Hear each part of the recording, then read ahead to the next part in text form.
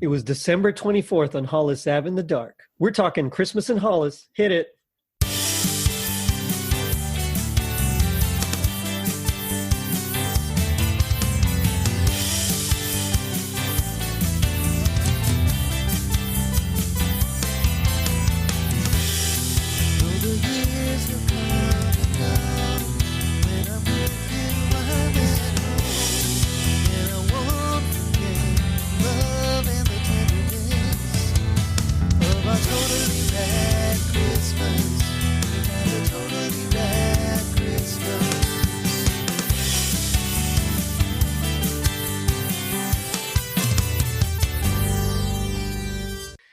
It was 1987. The world stock markets crashed. Prozac made its U.S. debut. Dirty Dancing was one of the highest grossing films of the year. And Run DMC rapped about their Christmas in their old neighborhood. I'm your host, Jerry D, with another episode of Totally Rad Christmas, the podcast that talks all things Christmas in the 80s. Toys, movies, specials, music, and fads. If it was gnarly during Christmas in the 80s, we got it covered. Joining me is a very special guest, Anthony Caruso, one of the hosts of the Way Awesome 'Tis the Podcast. Anthony, how's it going? Jerry, it's going great. I'm here with you tonight. I couldn't ask to be in a better place. Oh, shucks. Well, I'm glad you're here. Not to mention, I got 2 Totally Rad stickers that are now in my water bottle. But oh, nice. Wow, check that out. That's cool. Yep. Yeah, you're just building them up. I put mine on my laptop, so I don't have a way of actually showing you, but unless I visit New York one day, which you never know. One day. One day, yeah. I got to save up some money first. Maybe we can get you out here at the same time as Tom and Julia. Oh, that'd be so hip, man. That really would be. Yeah, I would do that totally just, a podcast crossover with like maybe get Todd Killian and Chris and Chris meet up with all them. I mean, it would be fun. That would be fun. So tonight we're talking Christmas in Hollis, and I actually wanted to do this one because I know this is one of your favorites, and you and Tom have been kind of going back and forth on it for a long time about is it a good song? Is it not a good song? Is it a Christmas song? Is it not a Christmas song? And so I requested you to be on this episode a couple of weeks ago. Yes, and Tom said he would make sure to skip this episode. I'm sure. But that sounds about right, listeners of our show will know that going all the way back to episode 1 of 'Tis the Podcast, where me, Tom, and Julie are kind of still awkward around each other. It's our first time recording with each other, getting to know one another and our Christmas sensibilities. Tom said it was a judgment-free zone. And we got your favorite Christmas songs. And I came up with Christmas in Hollis, and Tom laughed. And that was that for a while. Until it wasn't. And it kept coming up. And I started getting much more passionate in defending it. And Tom got much more passionate in his hate for it. And a long-running feud that is going on 3 years this August began. Oh man, it's funny because this was one that of course was never part of my my Christmas growing up because it wasn't included on that Time Life Treasury of Christmas that I talked about earlier. So I really didn't have much exposure to it until I saw it in Die Hard. And great scene. Even then, it would just kind of pass me by because it was like, oh, okay, there's something he's playing. I don't know what he's, I mean, I didn't know the song, so it was just like, oh, he's just listening to some, a rap song or some hip hop song. I need to interject there because not only did Bruce Willis say, "Can't we play some Christmas music?" and he says, "This is Christmas music," as he's blasting Christmas in Hollis. That's true. He does say that, and I mean, it didn't register with me. I mean, I was 7. It was the perfect way to kick off that Christmas movie. Veto. And thank you for joining us, Anthony. And I'll see you next week. No, I'm willing to accept that some people believe it is a Christmas movie. And hopefully one day we can all hash it out. I know Todd Killian has talked about hosting a debate. Oh yeah, that would be a fun episode. All I have to say, episode. I've been building all my arguments, and it's quite a long document at this point. So I'm ready.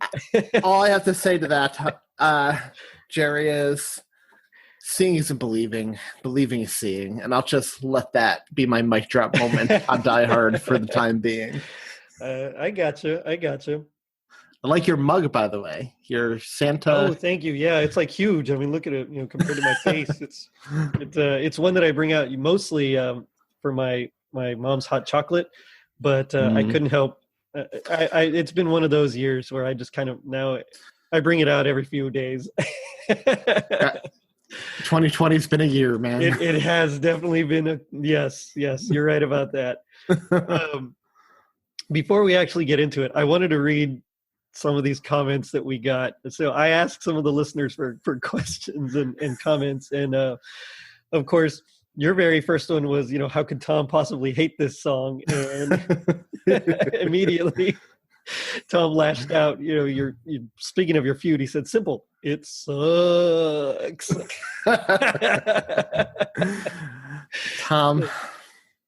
Tom, despite our differences, I do love you, man, if you're listening. And that's exactly what you said. You wrote that, which is great. Carrie Brown actually wrote in, "I love this song. I was 12 when it came out in 87. It's definitely a cultural thing, definitely popular in Black families. Run DMC was everything back then." And you know what? I remember especially after their collaboration with Aerosmith, which was on I think their best-selling album, when they did that Walk This Way. I mean, even I knew who they were at that point, and I'm just a little Hispanic boy from, South Texas. So, it was huge. Did Charlene happen to comment on this post by chance? No. Mm-mm. So we had her on our show in a fireside chat a few weeks ago, and she gave a really good answer about this song when this song came up. I believe it was Charlene. If not, I apologize to whoever gave it. But I'm 99% sure it was Charlene. And she said she liked the song and everything, but what she appreciates about the song is you can turn on any radio November 1st and All I Want for Christmas Is You is playing, right? Yes. But you really, when you start hearing Christmas in Hollis, that's a deep cut when you know you're right at Christmas time. I gotcha. Okay. I don't recall it being played much on the radio stations growing up. At least where I'm from, in Texas. It wasn't like a staple. Of course, you heard like Feliz Navidad like everywhere. But that makes sense, Not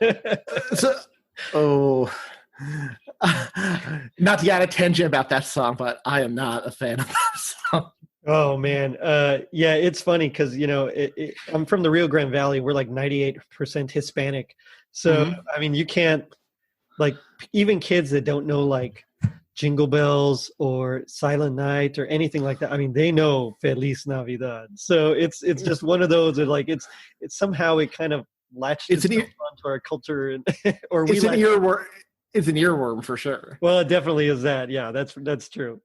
I actually remember when I was a child, Christmas in Hollis being bigger than it is now. I was born in '89.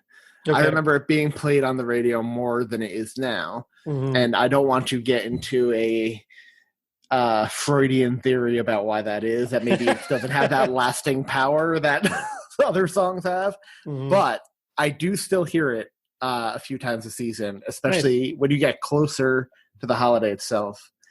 I mean, again, it's probably a regional thing. It's about Hollis, Queens. It's about one of the boroughs in New York. Right. We probably hear that and Fairy Tale in New York more than y'all do on your radios. I don't even know Fairy Tale of New York. Is that which one's that one? The boys in the NYPD choir were singing. That one? Doesn't ring a bell. The Progs? No, I don't know it. When did it come out? But I know we're going on a tangent here, but hold on, I have to look this up because this is important. Fairy Tale of New York, song by the Pogues. Sorry, everyone. Yeah. Was it only? Okay, it was 1987, same year. Wow. Yeah, I gotta say that one passed me by somehow. You scumbag, you maggot. That one? No? No, that doesn't sound familiar. Nope. And I know a lot of deep cuts from the 80s, but this one, and I'm sure it's like not a deep cut at all, but for some reason I don't know this song. so this one is very popular in New York, but it's also very popular in England. I went to university in Newcastle, Oh, right. and only a few years ago, like 2 years ago, I saw one of my friends post a impromptu sing along in the town I lived in England. Had broken out around Christmas of this song when it came over the loudspeaker at a Christmas market, and it was awesome. There's obviously some lyrical controversy now for certain words in there. Oh, I gotcha. Yep, but it's a fun song. It's one of those ones like you can belt out at karaoke. Oh, I just gotcha. like Christmas in Hollis. Yes, that and which we might be doing later, but I will be butchering it very badly. All I have to say is I don't know how it's going to come out tonight, but when we get to the Gag Me with a Spoon segment, all the listeners have to do is go back to our Now That's What I Call a Tis a Podcast Christmas Volume 1 episode. You'll hear me rap the entire song. Oh, man. I was like super unfamiliar with it. I've been trying to listen to it like all day long when I can. And we'll see how it goes. That's all I can say. But I did want to add one more thing. So Todd Killian, he just asked, would I look good in Adidas tracksuits?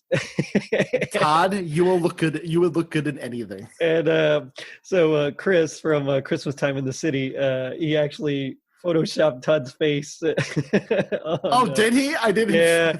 And so it's I think it's on Run. And anyway, it's fun. It's good. You got to check it out. That's awesome. I have to check that out later. I mean, I enjoyed Chris's Photoshop of you into the Scrooge. Oh, the Scrooge. Yeah. That was also Chris. Yeah. So good. I don't know what it was. The smile you had in that one fit with the poster perfectly. It looked like you were actually holding that cigar. I don't know, but I mean, I'm sure I could get a more manic look if I needed, but so obviously this is one that is kind of you grew up with, but in general, like what's your like how deep to far back does it go? Is it like one of those you don't remember a Christmas without it kind of a things, or I don't remember. I don't remember a Christmas without it. I don't remember a specific moment. I was young though. Gotcha. And when I say I don't remember a Christmas without it, I'm talking like, I mean, my history with this is to go to a non-Christmas thing. It's like my history with Batman. I'll look back and see photos of me in Batman onesies, and I just know it's always been a part of my history. That's like this song. Mm-hmm. And whenever I hear those opening sleigh bells of the song on the radio right before it gets into dun, dun, dun, dun, dun, dun, dun, I'm like, oh man, here we go. And I get so excited. It's really cool. So, and we'll talk about how the song came out later, but I really, the intro, it doesn't grab me right away until you get to that sample, and once it really starts sampling, then it's like, oh, okay, I can dig this, Well, my favorite part of the song actually is the middle where it's like down, the breakdown. Yeah. It's a cool, pretty, it's a cool interlude where all of a sudden they quote like Frosty the Snowman on like a crazy little synth, and then it's Frosty, and then it goes like into Jingle Bells, and then it segs into Joy to the World. So it's kind of it's like this cool little up and down roller coaster, because Frosty is more of an up tempo number. And Jingle Bells can be, but it can also be played slow. And then, of course, Joy to the World usually is, a nice moderate style. But it segs. I love the way it just kind of segs into each other seamlessly. Like absolutely. And I'm gonna say something now that. Okay, go ahead. I mean, this will either hurt me. This will determine whether Tom actually listens to the episode, because this could come back and bite me in the future. I can understand why this isn't everybody's favorite Christmas song, mind you. But I think regardless of whether people like it or hate it, there's a lot of talent that went into mixing this song. Oh, definitely. Yeah, definitely. So, of course, Run DMC. Run and DMC, because Joseph Simmons and what's his name, McDaniels. I can't think of his name right now. It's killing me. Oh, Daryl McDaniels. So they started rapping together like late 70s. 82, they finally kind of convinced Joseph's older brother, who's actually, Russell Simmons, a famous like promoter, they like convinced him to kind of help him, record as like a duo. And they recruited a guy that they used to kind of jam with, Jam Master Jay, as like their, Jam Master Jay. They're like their DJ, and he kind of helped form their sound a little bit and their style. So to me, it was really interesting reading about it and kind of researching, because I was never really into rap and hip hop. I was always more what I call like a secondhand listener, where like I think that's a perfect way to describe me too. It's not my favorite genre, right? Yeah, all. It's just someone that really likes it, and you kind of overhear a few of them. You're like, oh, that's pretty cool, but it's not like you would go do it yourself, 100%. Yeah, exactly. So, and I remember like some of the older guys. I vaguely remember like what's his name, Grandmaster Flash, and what's his name, Africa Bambaataa, and they actually had like. Their style was almost like rap meets like glam rock, so they had like the open shirts, they had like the, it's kind of glitzy, the tight leather, and which is not something you associate with like rap and hip hop nowadays, So you're talking about these 80s rappers. I was obviously born in the end of the decade. Right. So I grew up more with, the Will Smith-esque rappers. Right. Yep. Which so like those older ones, okay, I don't know what I want to say here. So let me say it in the best way I can. So their style was definitely dated, and it was really Run DMC that kind of changed it all.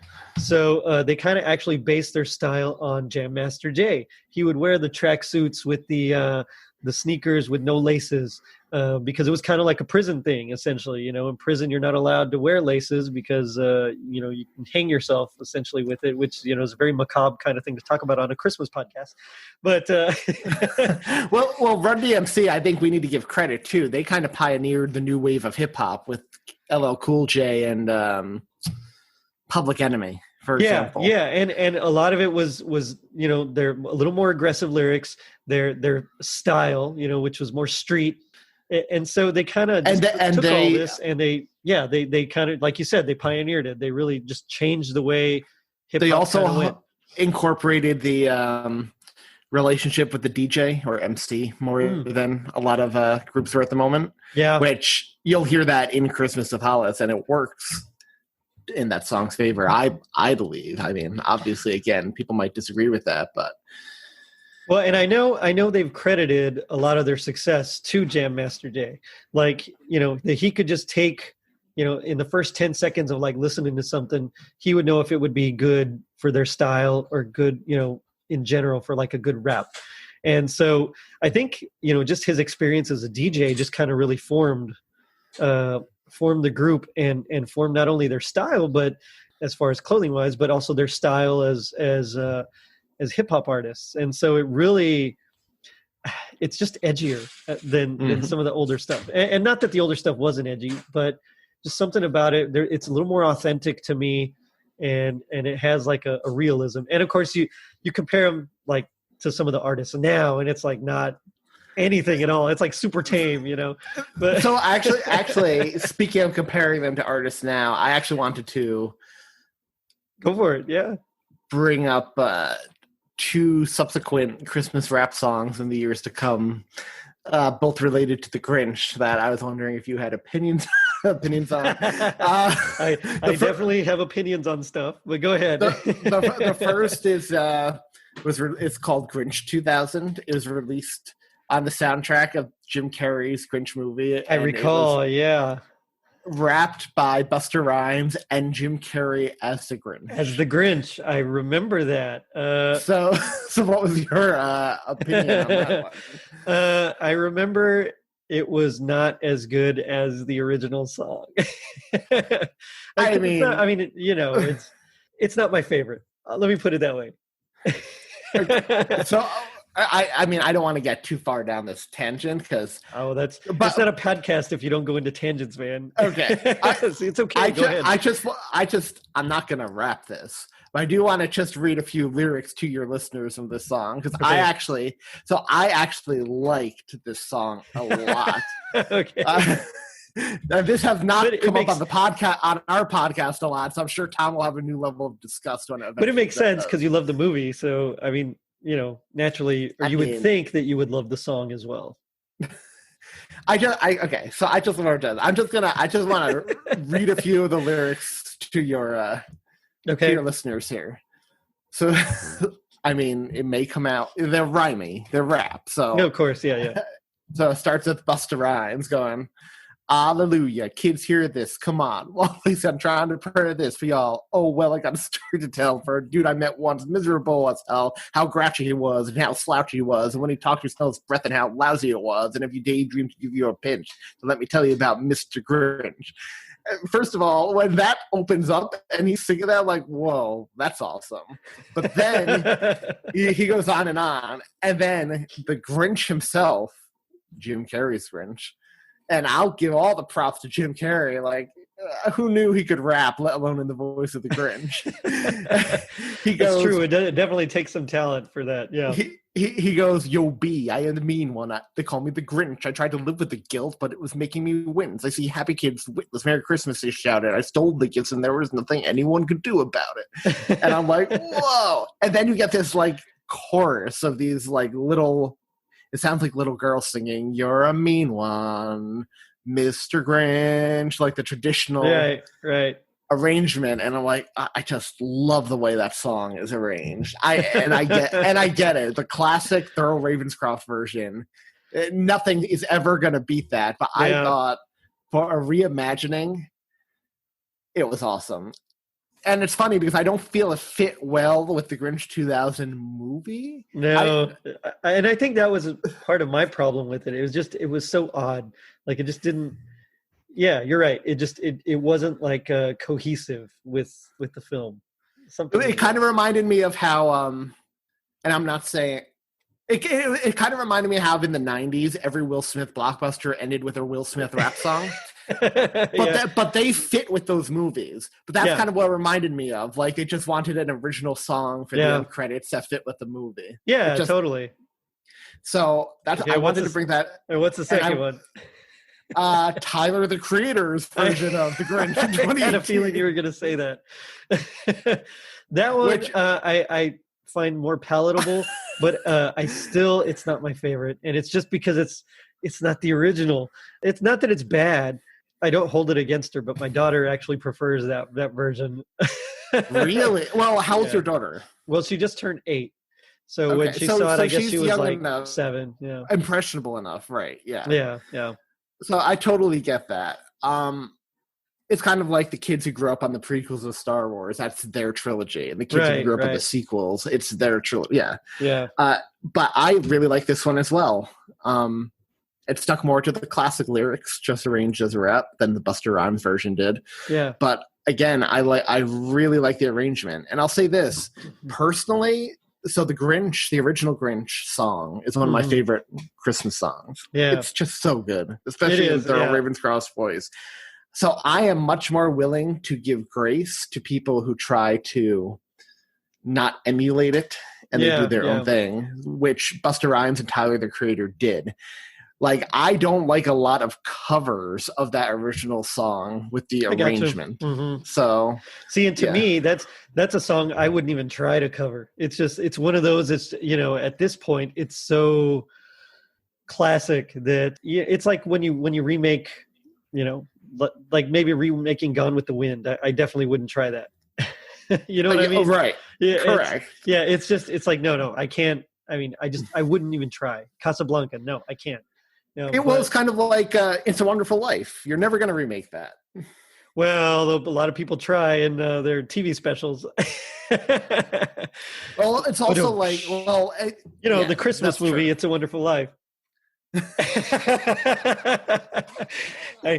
had to pay you back for the Die Hard comment. I personally think an improvement could be made to It's a Wonderful Life by making it a Christmas movie. But...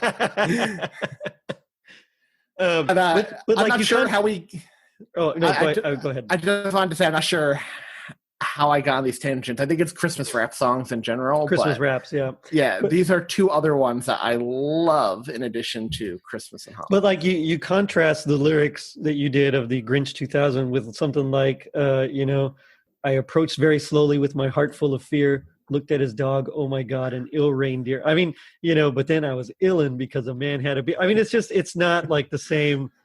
I mean, it's stylistically, it's different it's so night and day. It really is, even though they're both in the same genre, but it's kind of like pitting Leonard Skinner against like Black Sabbath, Yeah, that's a great example. You know what I mean? And they're both heavy when you compare them to like Barry Manilow, but I mean, they're just stylistically different, and one obviously is heavier, grittier than the other.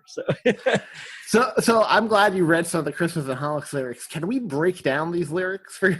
We can, but before we do that, let's actually talk about like how the song came about. In 1987, in order to help the Special Olympics out, like to benefit Special Olympics, they decided that they were going to do a compilation album with a bunch of different artists singing Christmas songs.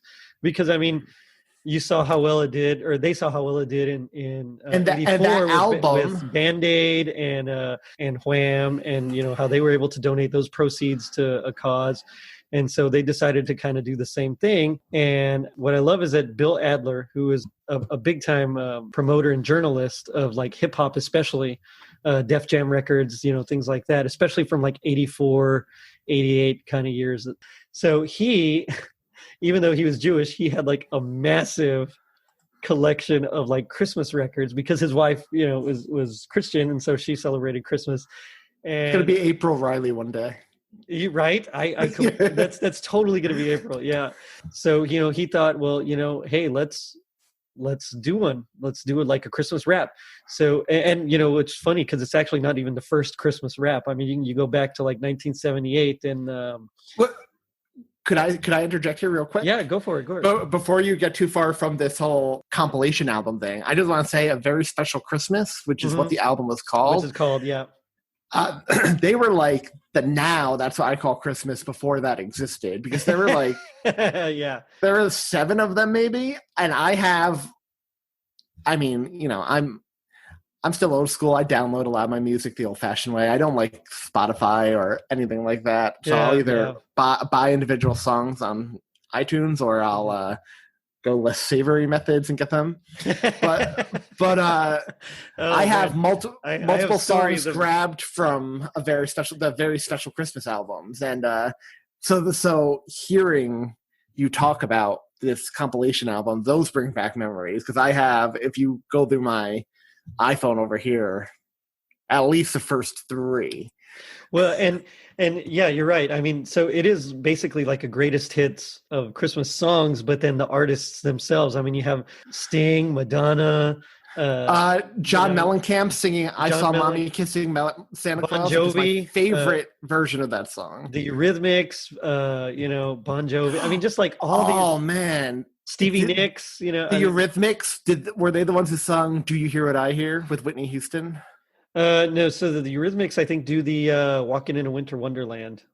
Right, Whitney Houston. Who did? Was it Whitney Houston who did "Do You Hear What I Hear"? Yes, it was Whitney Houston. Yeah. I love that cover. I love the Eurythmics "Walking in a Winter Wonderland." So my parents must have had a lot of these, because these are the versions I remember. That you remember, yeah. And these are the ones that they play on the radio a lot nowadays. So, like you said, the "I Saw Mommy," the John Mellencamp version, that's the one that's almost always played whenever they play that song. Bryan Adams with "Run Run Rudolph." I mean, like all these, Madonna's "Santa Baby." These are just like almost every single song is amazing. Although, you want to talk about a tangent? Madonna's "Santa Baby" is the creepiest cover of the song. That's a creepy song in general, but the way she puts on that little girl voice to sing this song about what is essentially seducing Santa Claus. And I think she was trying to do more of like a Betty Boop type voice. I can see what you're saying. Yeah. It's funny because that's the first version of that song that I knew. What's funny is that is for me too. But now I prefer the Eartha Kitt. Actually, if you're going, I was about to say Eartha Kitt for the classics, Catwoman. Yeah. but I actually prefer. Speaking of, and before you say it, and I'm sorry to interrupt, but No, check out our Batman episode on Patreon of Tis a Podcast. It was really fun recording, and we had a great time, and we argued a lot. So yes, check it out. But anyway, go ahead. So you actually prefer? I actually preferred the version. So there are a few versions of Christmas songs that Glee did covers on. Mm-hmm. I never watched Glee, so I don't know. And Santana, what's the actress's name? Naya Rivera, who played Santana Lopez on Glee, sung Santa Baby. And that's probably my favorite version now. So Glee, for the show's run, I didn't watch it all the way through. Mm-hmm. Like, I gave up after like the original cast left, as so often happens with shows. Yeah. Well, makes sense. But they used to put out a Christmas album every year, just about, that they were on, or at least most of the years they were on. And not only the songs they sung on the show too, and whatever you think about the show, they were excellent singers, and a lot of their covers are really freaking good. So I would recommend that version in particular of Santa Baby. But yes, so they the whole thing was essentially to promote and benefit the Special Olympics. So Bill Adler, and it's funny because it's like I was mentioning, it's not even the first Christmas rap. So there was actually Curtis Blow had Christmas rapping in 1979, and in 1981 the Christmas rapping by the Waitresses, Christmas rapping as in like wrapping paper, they kind of quasi rap a la like Debbie Harry on in Blondie kind of a thing. So it's a really interesting song, but those are kind of like the precursors to this song that we're talking about here. And so Bill Adler, he tried to get them to record a Christmas song, and they were like, no.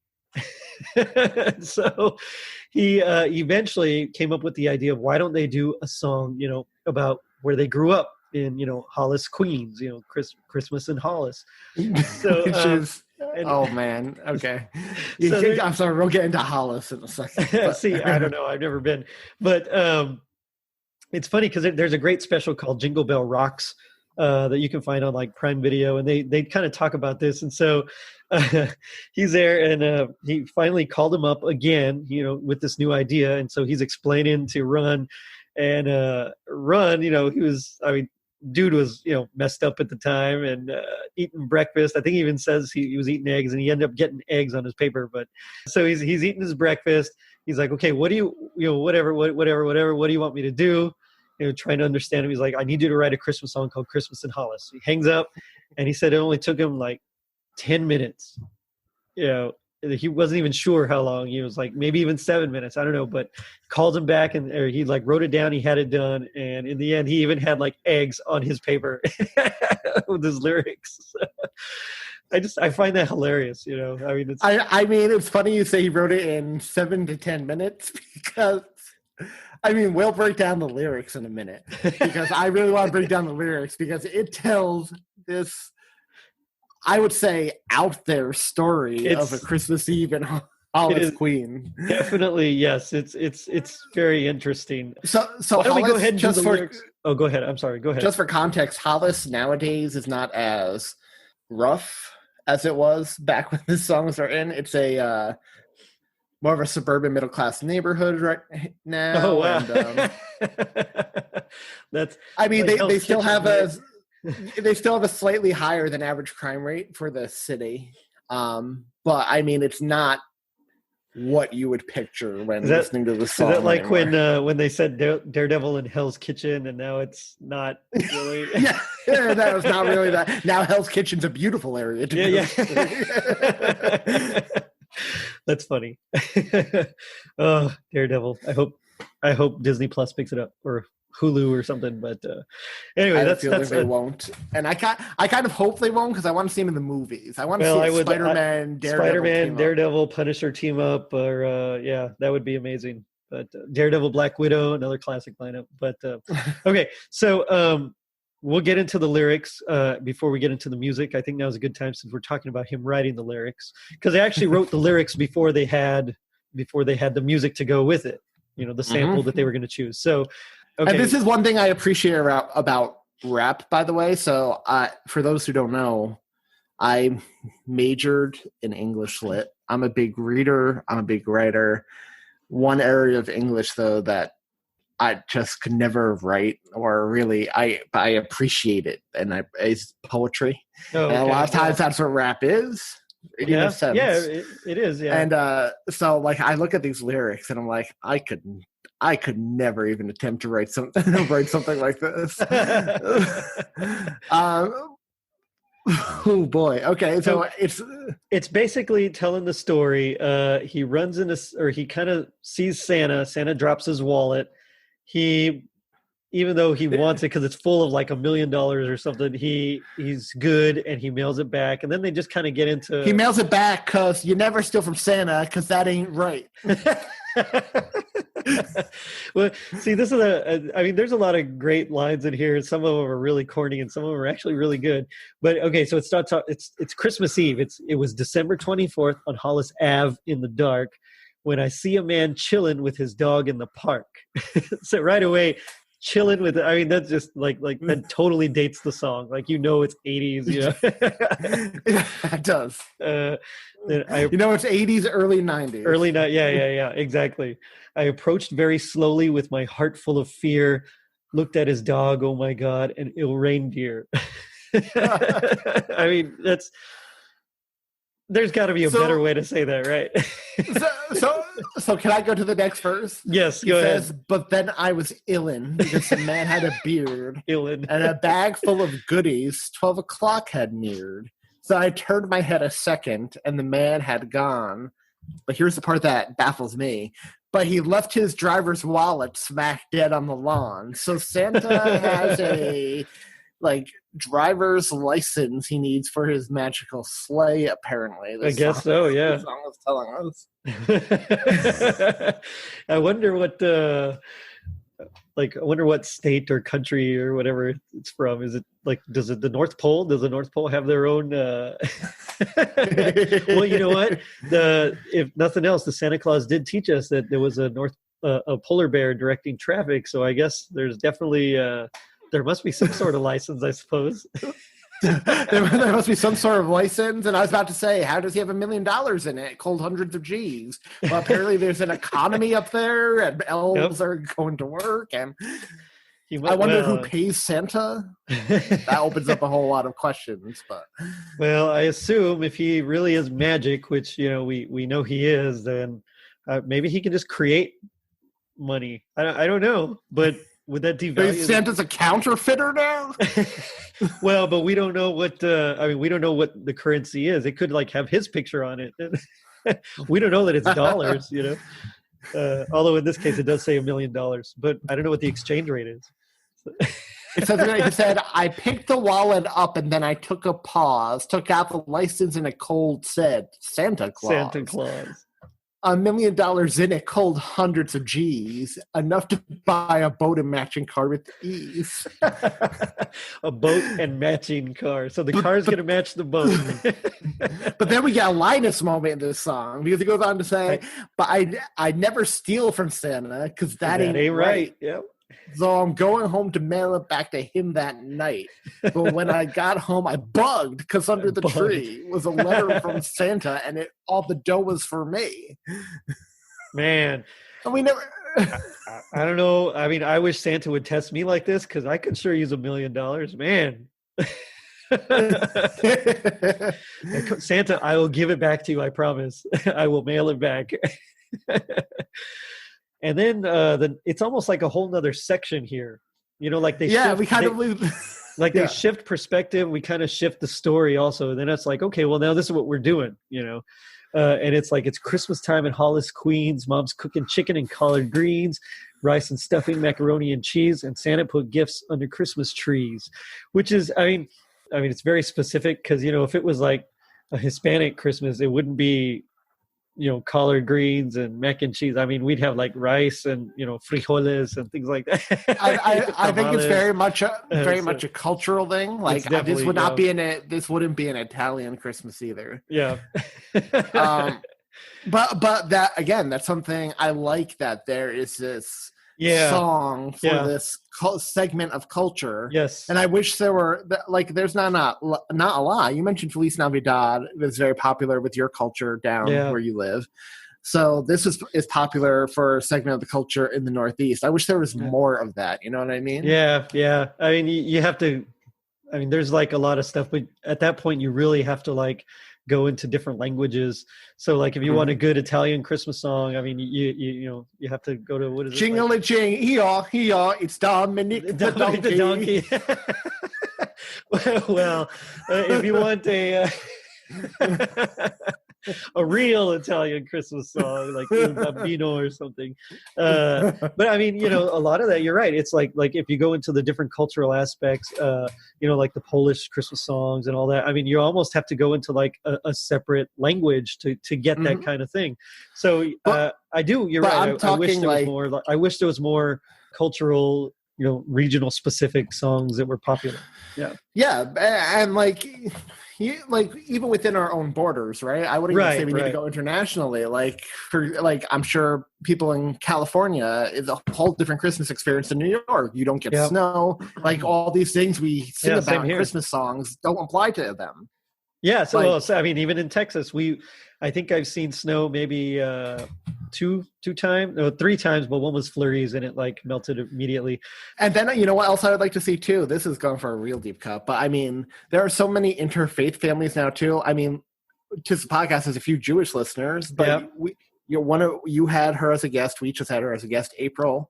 She's Jewish, married to a guy who is Catholic. Mm-hmm. So they celebrate both Hanukkah and Christmas. It would be cool if there was kind of like a song, because like there are a lot of, there are a lot of families like that. It would be cool if there was a specific, if somebody could do a song like that, Challenge accepted. No. I can't wait to hear another song. I haven't gotten as far as I wanted just because I've had other projects come up, but I've got the bare bones down, the melodies down, the harmonies down. I'm just now need to finish filling out the lyrics. So just make sure the Santa Claus is mentioned at some point. Yes, there's definitely yes. So there's I'm planning on about 3 verses right now, with the little bridge in the middle too. So nice. You'll get a lot of stuff. I can't wait.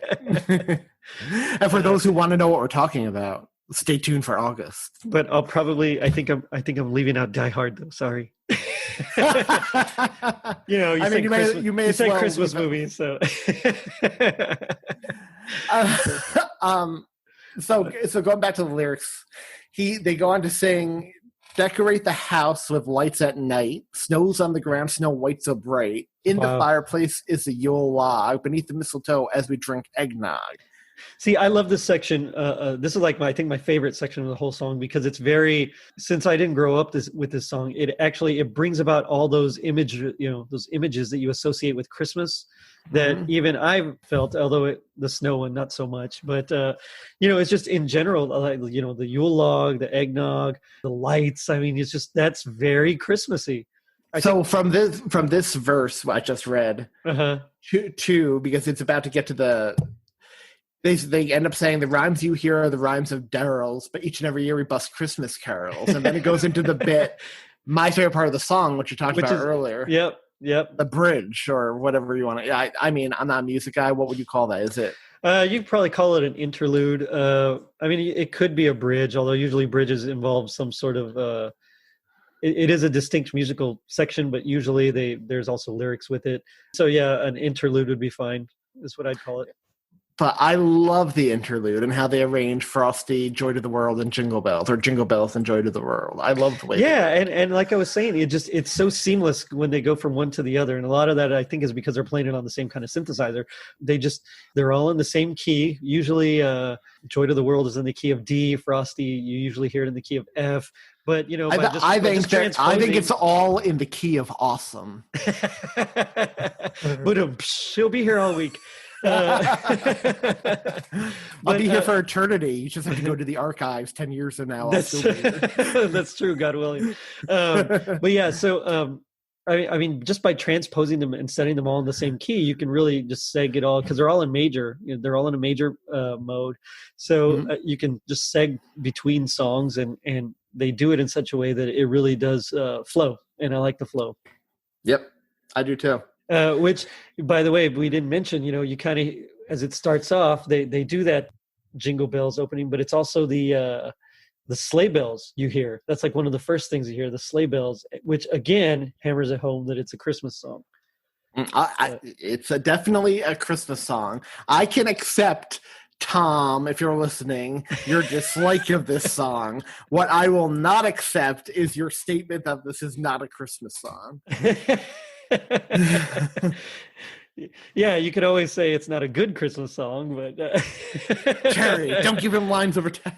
Well, I'm just saying. I mean, but okay, so yeah. Although I did find the last couplet, the last couplet very funny because there's not a lot of things that rhyme with carols, but by bringing in DMC, his real name Daryl, they just made it fit that way. So yeah, I appreciate that. So I can appreciate that. Yeah, definitely. Goes on to say, rhymes so loud and proud you hear it. It's Christmas time and we got the spirit. Jack Frost chillin', the orchids out, and that's what Christmas is all about. I mean, it is what it is at that point. I think it's beautiful poetry. Jack Frost chillin', the orchids out. I mean, the orchids. I mean, that's evocative imagery, but I mean, it does kind of seem like it's out of nowhere. I mean, well, again, you mentioned it earlier when we kind of transitioned to the section of the song. They kind of abandoned the plot, if you will, of the first plot, half. Yeah. Like this, all of a sudden, this $1 million G's disappears, and they just start singing about their Christmas. They're like, oh, "Hey, we got $1 million. Let's just go have fun." We're just gonna, I guess, I don't know. So then the lyrics go into, the time is now, the place is here, and the whole wide world is filled with cheer. I really like that. Yeah. And then, my name's DMC with the mic in my hand, and I'm chilling and cooling just like a snowman. So open your eyes, lend us an ear. We want to say Merry Christmas and Happy New Year. It is funny because I mean there is just and that's I guess what happens when you have different people rapping. There's always like some sort of shift. But I mean you could make the argument that okay they had this plot, this adventure, and then they went home and hey, wow, the wallets, now we have $1 million or whatever. And Christmas Eve is an odd time for Santa to test them. At midnight on Christmas Eve, that's when he just decides to take a break at the park and drop this wallet to test them. Maybe they were like super close, between the naughty and nice list, and he's like, he really wanted to push them over onto the nice list. That's what I'm going with. I don't know, but yeah, Christmas Eve, that's definitely cutting it close. Oh man, it is fun. So we talked about the samples. The song, Bill Adler, I mentioned his huge collection, and so he went with Jam Master Jay, and they were just like just really just digging through his collection. They'd play an album, about 10 seconds, nope, done. And then they'd bring out another album. So they actually found Clarence Carter's song "Backdoor Santa," which also is mentioned on that documentary I was telling you about, Jingle Bell Rocks. Great documentary, by the way. It was cool, wasn't it? Yeah, it was really good. It was really good. I really want to actually put that on our list to cover next year with Tom and Juliet. So I mentioned it to Todd Killian. He said that I guess he had proposed the song, that film to you a while back, and so so I was like, okay, well maybe this will push him over the edge. yeah, totally. It's really interesting. We haven't covered any docs. We want to cover that. Disco 54 mentioned a Santa wrestling doc, which sounded interesting. Oh, that's my tie-in then. I'm sorry, because I've been asked to do some wrestling because, especially in the 80s with like Hulk Hogan and Roddy Piper. And I'm just like, well, I don't know what's wrestling about or what's Christmassy about wrestling. But that's, boom, there you go. Got it. All right. I'm going to contact him on Reddit. Yep. And then there's another one. Oh, we want to do the films that made us Home Alone episode. Oh, yeah. Another great one. Yeah. Yeah, you guys definitely should cover it. It's just fascinating, and there's a lot of cool music in there, actually. Yeah, there is. Yeah. But yeah, so Backdoor Santa, it's just a straight blues. I mean, it's literally just 1-4-5 and all that stuff, blues riff, and of course the lyrics are a little risque, but infidelity and Santa Claus, or I don't know about that, but it's actually musically just, man, it's great.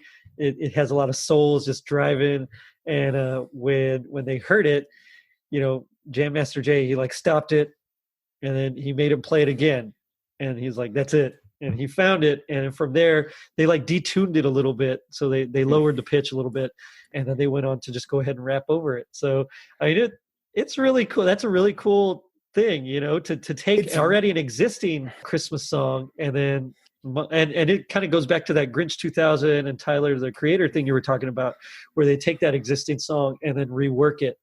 And in this case, it's like so different.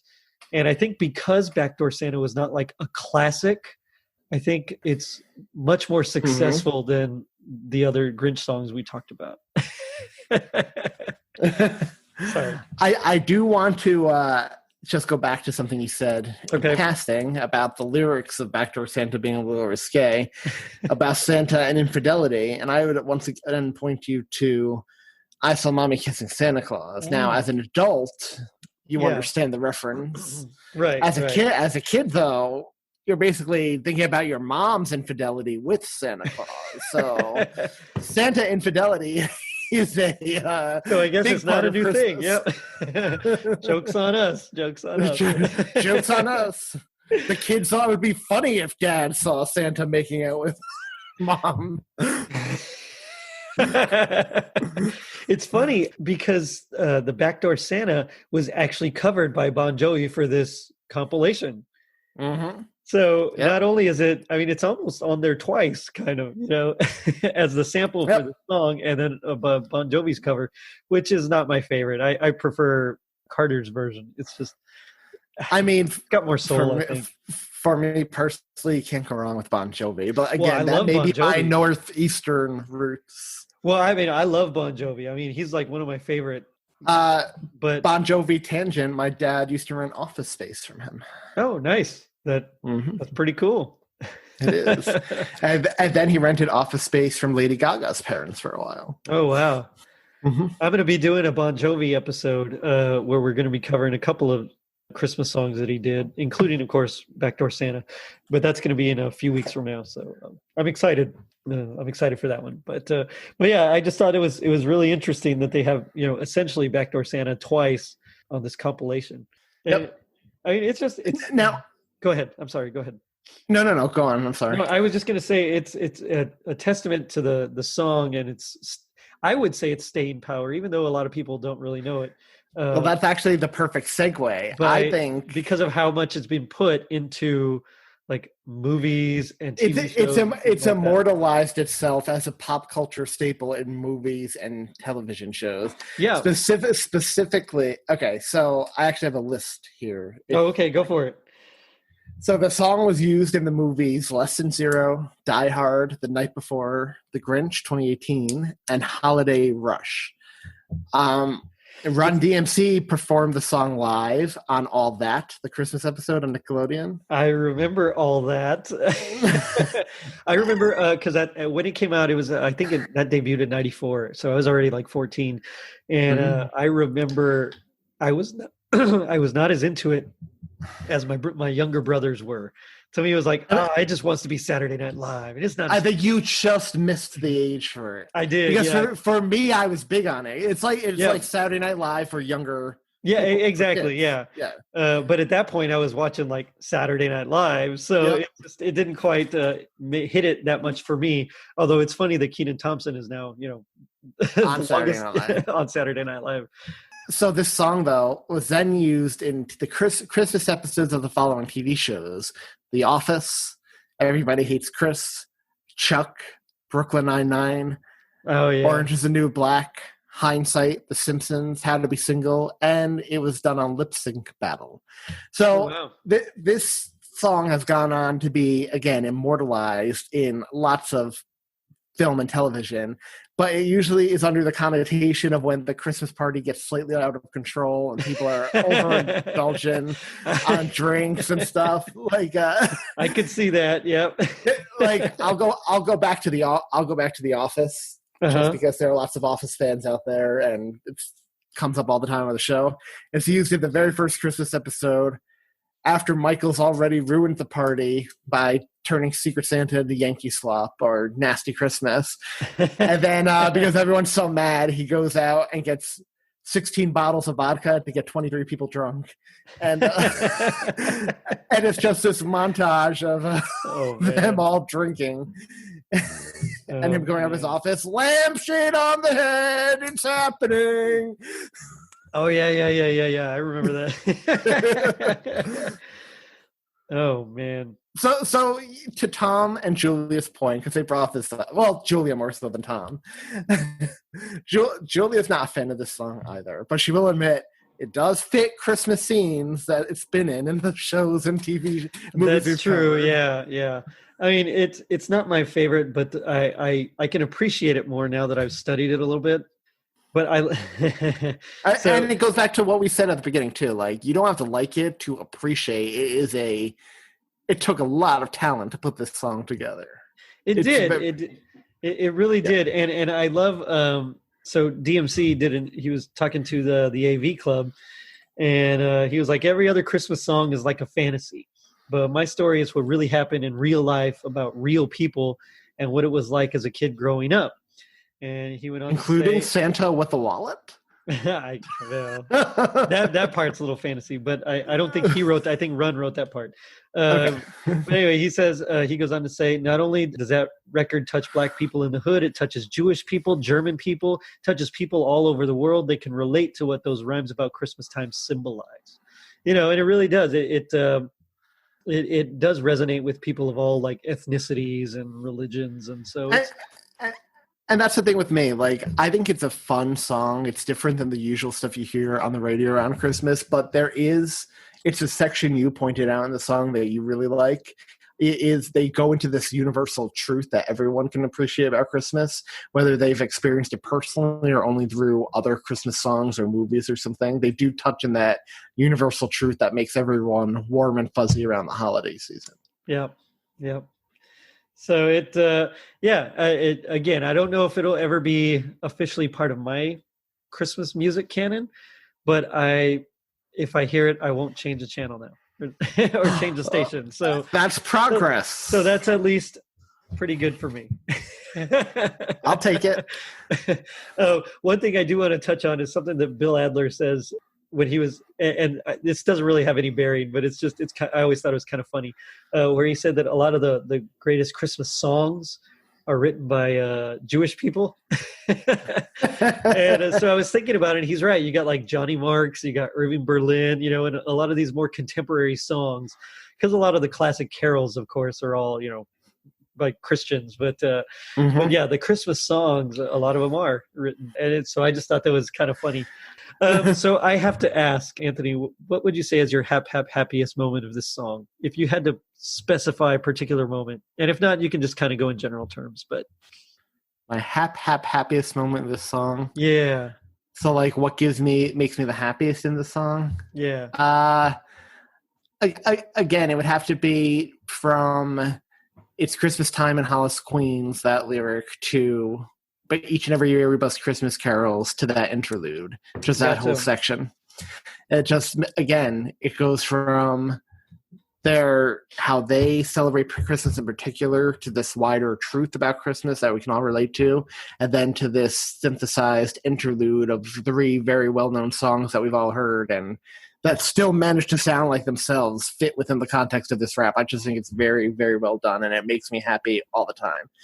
Close runner-up would be the opening notes of this where opening notes of the song where it's like the sleigh bells and then it's like do do do do do do do do do do do do, and then like immediately it puts me in the mood, and then especially then it goes down and it puts me just right in the mood. I get so excited, and you really do. You just want to kind of bob your head to it, just jam. Yeah, So I don't have a Christmas memory. So my Christmas moment for this song would definitely be, my happiest moment would definitely be what I was talking about, the lights, the decorate the house with lights at night, the snow, the fireplaces and the Yule log beneath the mistletoe. We drink eggnog. I mean, that gets me. I like that. So, yeah. So if I'm going for a memory with the song, again, I can't remember my first time hearing this song, but I would say I have a whole bunch of new memories thanks to its infamy on my podcast, which I do appreciate that 3 years on, that's still an ongoing battle. I feel like that's going to be a running gag. I think, you're never going to, that's just always going to be there, bro. And but a specific memory, so when I hear the song, I actually honestly do think of all the movies and TV shows I like in which it was played. That's why I think music for me is very evocative. I always think of the movies. Oh yeah, songs totally, definitely. So like every time I hear again, I'm a huge Office fan. I think of that scene in The Office. Die Hard, I really like. I think of that opening of Die Hard. Brooklyn Nine-Nine, I think of Jake Peralta and what's his name taking on those Santas on the street. Oh yeah, Boyle. Yeah, Boyle. It's just there are so many great moments in movie in other TV media history. Other media. I think of the kids in the Grinch 2018 film riding the bikes like a gang of bad A's, and then they realize that we have to go home to mom. This is after they come up with a plan to kidnap Santa, to trap Santa. Oh man, now I feel like watching the Grinch. Well, that's cool. So now we come to the part that is my favorite part of the show, which is what I like to call Gag Me with the Spoon. So this is where we do our best impressions of our least favorite part. This one wasn't too hard for me. Sometimes these have been very ridiculously hard, but this time I got to say it was kind of easy. There was just one particular couplet that I really did not enjoy. You know what? You go first because I like the whole song, so I want to make sure I intentionally don't do the same couplet. Okay. So for me, and again, the reason it's from the very first set, the very first quatrain, I suppose, and it's just the last. You hate that beginning. It's the last two, and for some reason, I can't pinpoint what it is, but it just gets to me. So, in my best terrible Hispanic whitish rap, I'm gonna say, let's see. I approached him very slowly with my heart full of fear. Looked at his dog. Oh my God, an ill reindeer. That's terrible. Man, that's terrible. Awesome. Oh man. All right. That's terrible. Okay. So I actually really like the beginning and middle. I like the end too, but I'm going to go with the end. Okay. Just because it tells less of a story, and I just feel like they're throwing things together to rhyme and fill out the rest of the song. Yeah, exactly. We need another verse, quick. So could I go a little longer than two? Yeah, go for it. Yeah. Maybe your listeners will give me extra credit, and I'll get a third sticker here. Well, let me design a third one first. Rhyme so loud and proud, you hear it. It's Christmas time, and we got the spirit. Jack Frost chillin', the orchids out, and that's what Christmas is all about. The time is now, the place is here, and the whole wide world is filled with cheer. My name's Anthony with the mic in my hand, and I'm chilling and going just like the snowman. So open your eyes, lend us an ear. We want to say Merry Christmas and Happy New Year! Oh, that was cool, man. Good job. It's better than I could do. That's why I was like, I'm doing 2 lines. That's about it. Singing is one thing, rapping's a whole other thing. that was not my best performance, but again, I point everyone to now. That's what we call it. Tis a Podcast Christmas. If they want to hear me do the whole song with the music, there you go. Yep, and that was a lot of fun as well. Next year we are doing Volume 2. I'm And down. we've got to give you your own solo, Todd his own solo. We got to get April a solo. We got to get our staples to do their own songs. I'll do what I can. So, okay, so the G.I. Joe taught us that knowing is half the battle. What would you say is the other half? Half the battle, having the willpower to return a wallet full of $1 million to Santa so that he lets you keep it. For real, yeah. So I wonder what he would have done. Like, would he have taken it back and just left a lump of coal? Would it have turned into coal? Would it have turned? Or would it have turned into coal? Yeah. Would it have been like Thanos, and they would have just opened it, and the dust? It would have been just dust and flown away to the snowy night. Oh, I like that. instead of dust, it's like coal dust, so that they all get black lung. And then we could have got Christmas in Hollis Part 2, where they go to get their revenge on Santa. The night the reindeer died. Oh, okay. I before you get into what you learned? Okay, go for it. Yeah. For knowing as that, before you give your answer to knowing is half the battle, I want to bring up another song that is more popular than the three rap song, at least the two Grinch rap songs I mentioned. Okay. But it's another one that's out there. And what else would you expect with a singer named Weird Al? I love the song. Christmas love at Ground the Zero? song. Is that what it is? No. Okay. The night Santa went yeah. crazy. The night Kris Kringle went nuts. Well, doesn't he also have "It's Christmas at Ground Zero"? Yeah, he does. The button has been pressed, or something like that. I don't remember the. But you just reminded me of that because he has that whole. Wait, hold on. I want to look it up real quick. I'm sorry. I think that's what it is. He had the he had the verse in that song. Well, the workshop is gone now. He decided to bomb it. Everywhere you'll find pieces of Cupid and Comet. And he tied up his helpers, and he held the elves hostage, and he ground up poor Rudolph into reindeer sausage. He got Dancer and Prancer with an old German Luger, and he slashed up Stasher just like Freddy Krueger, and he picked up a flamethrower, and he barbecued Blitzen, and he took a big bite and said it tastes just like chicken. Oh man, yeah, I love Weird Al. He's so good. He is so good. Oh man, that's one song I'm surprised they never turned into like a Christmas special, like just a Elseworlds. I Christmas wish they special. had like a Weird Al Christmas special, and I wish it was done by like Will Vinton. From the claymation, a Weird Al Christmas claymation. Can you imagine? Oh, that's so good. That would be amazing. It would be. It would be. So anybody listening out there, let's start a petition for Weird Al's start hashtag Weird Al Christmas. If you have not heard Weird Al's Hamilton polka, in which he does a polka of the whole show in 4 minutes, every melody within the show. That's awesome. It is amazing. Go watch Hamilton, then go download the Hamilton polka by Weird Al. It's on YouTube. There's a video of Lin-Manuel Miranda reacting to it on YouTube, and the joy on his face is everything because it's Weird Al. He brings nothing but joy.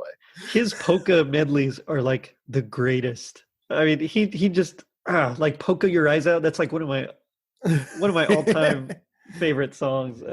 Mine was one of my other ones is the one. They called him Yoda. Oh, yeah. He had another one, Yoda, right? Y-O-D-A-O. I mean, it's so good. Hey, Weird Al's a big 80s guy. I was about to say, I need to do a Weird Al Christmas. And he has 2 Christmas songs, so sure does. Give me a date. I'll come back for those.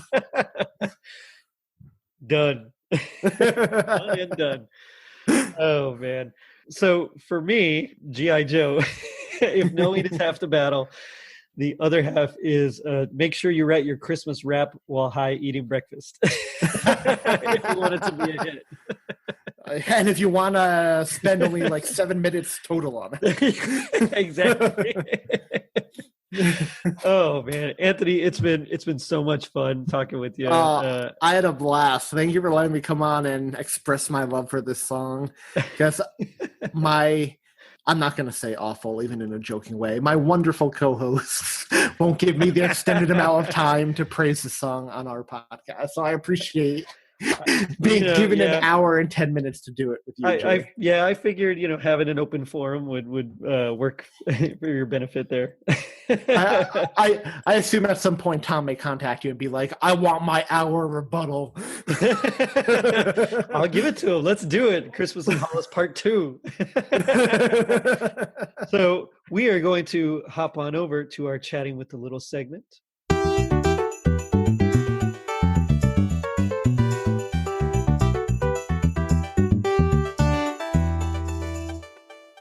Hi, welcome to another segment of Chatting with the Littles. I'm here with little number one, my 8-year-old daughter.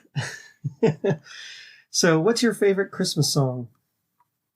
I don't really know. I like all of them. Okay, but that's fine. But out of all the ones you like, which are the ones that you like the most?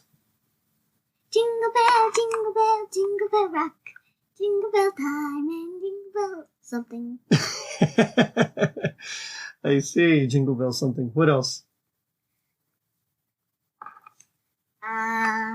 Silent Night. Ooh, that's a good one. I bet you could sing that one really pretty too, huh? Silent Night. Very nice. Holy night. Cool, right on. Well, I think on that note, we're going to head on back to our regularly scheduled program. So, Anthony, what would you like to plug? I would love to plug Tis the Podcast. If you haven't listened, it's a podcast that's determined to keep the Christmas spirit alive 366 days per this leap year, but 365 days in a normal year. Yep. We release a new episode every week talking about a different Christmas movie or TV show. And we have tons of bonus episodes up on Patreon. They're all great. You'll hear Jerry in a few of them. Our fireside chat segment in which we interview our listeners about their Christmas sensibilities. Yeah. Jerry was in a really fun episode that dropped recently about where me, him, and Tom talked Rankin Bass for an hour and a half. And, that was fun, yeah. Remade the whole universe, recast the whole universe. I'm ready to do it. Yeah, I am too. I'm waiting for that call. And he was also... by the time you listen to this, if this is going to be a few weeks, he'll probably already be in another one in which me, him, and Tom will be talking about our Batman sensibilities, which I'm really excited for. Very excited for. Yeah, we haven't recorded it yet, but it's awesome, and we had a lot of fun doing it. So. And you'll hear a lot of the guests Jerry's had on Totally Rad on our podcast, the main show, and if you subscribe to Patreon, Todd Killian of Christmas Clatter, April Riley of April Riley. I mean, we've had Brian Earl of Christmas Past. We've had Tim Babb of Can't Wait for Christmas. And just a bunch of other people. It's been really fun. It's been a while. We're coming up on our 3-year anniversary, and it's been a wild 3 years. Congratulations. Thank you. And thank you for being part of it. Like I said it before, I'm just going to say it again here too. Like the coolest thing about this podcast is the friends we've made through it and the community we've built. Yes. Like it's been awesome. So we want to keep that community growing. So check us out on Facebook, Twitter, Instagram. All you have to do is go to tidsthepodcast.com/insert your social media there. I love it. And yes, definitely check them out. It's so much fun. Especially when Tom and Anthony disagree. I had Julius put into the Mother Nature role. Yeah, boys. We got heat miser and snow miser and Mother Nature. Hey, I'll be Rudolph if Todd's Santa. Who? That's good casting. Mm-hmm. That's really good casting. When Tom had asked, Tom had asked who I would be in it. I initially said Santa, but no, I'll concede Santa, and I'll be Rudolph. I'm okay with that. Does that make April Lady Boreal. Probably. I don't know. Does that make Disco 54 Winter Bolt?